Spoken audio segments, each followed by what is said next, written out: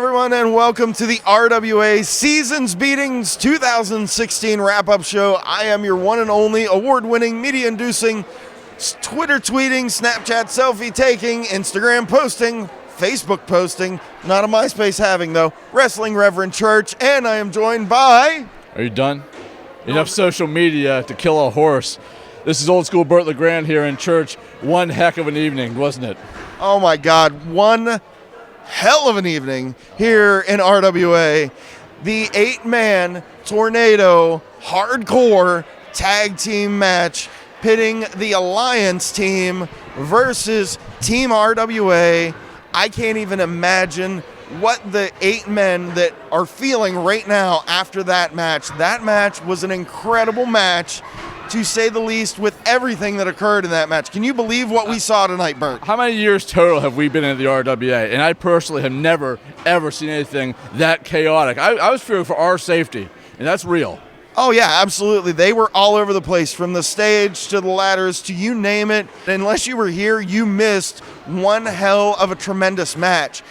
Because of the wins in that match, Team RWA gets to announce they get to choose what they want at the anniversary show. So next month at the anniversary show, we are going to have the man of tomorrow, Daniel Eads, who is undefeated here in RWA, squaring off against the only other man who is undefeated here in RWA, the weapon of mass destruction, C.A. Elliot, for the PA Regional Championship.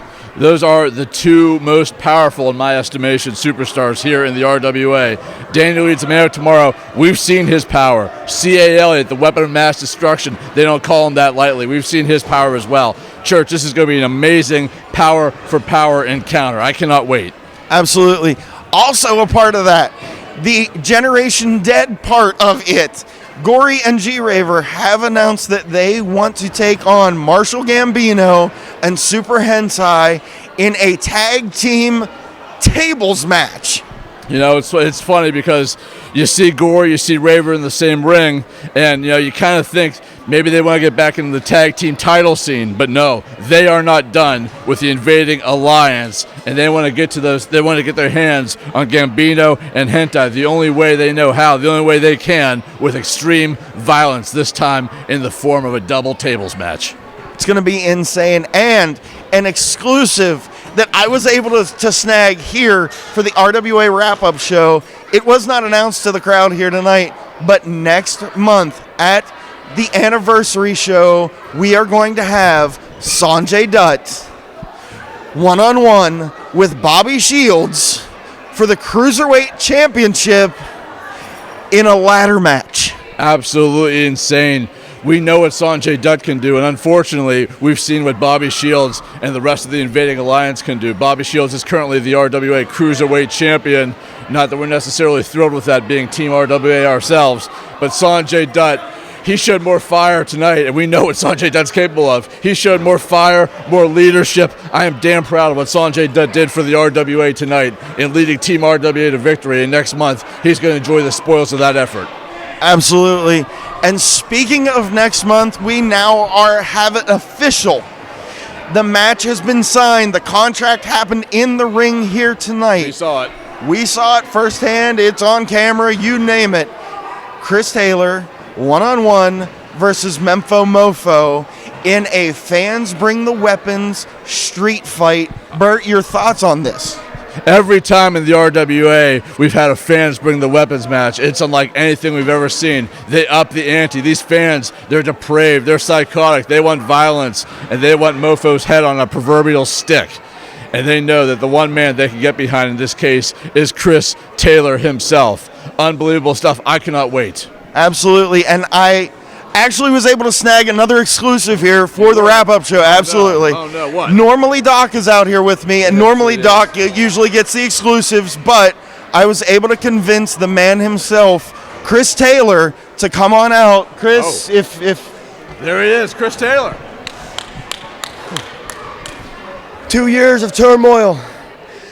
Mempho Mofo, January 21st. It's the war to end all wars. You've taken 9 months of my career. Neck injuries, concussions. You've done it all. You're the first one to ever be able to get into my head No one's ever done that before. You've taken me to the limit physically. Nobody's ever taken me to that limit. It has been 2 years.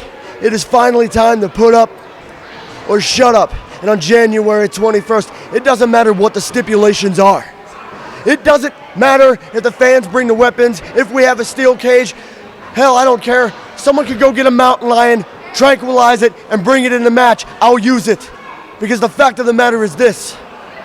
We end it all January 21st. The Mofo has done things that has even made you cringe.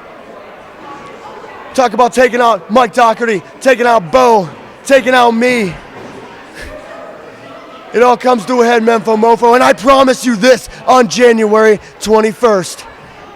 You've taken a lot from my career. I could be very well on my way out after it's all said and done, but I promise you, I promise Doc, I promise Bo, I promise the RWA fans, I promise you, Church, I promise everybody. If I'm on my way out, Mofo, I'm taking you with me. I'll see you January 21st. I'm bringing hell with me. Merry Christmas.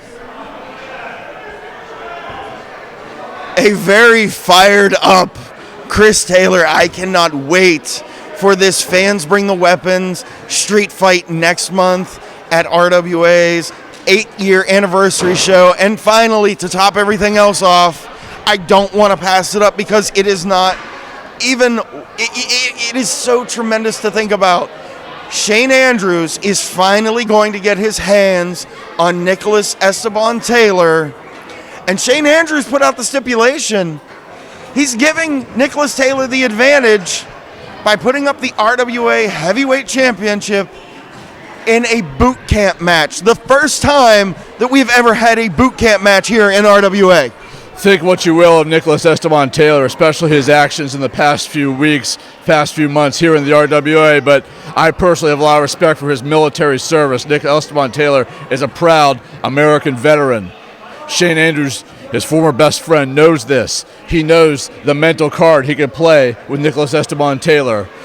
Calling him out, not calling him out, but calling him on his military service and putting it on the line, not just a title match, but a title match in a match that would ostensibly be Nick Taylor's specialty, a boot camp match, playing to his strength as a military veteran.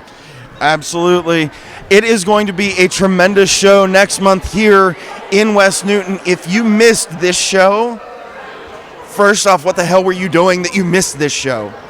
Secondly, nothing was worth missing this show for. You should have been here to see the carnage that occurred here tonight.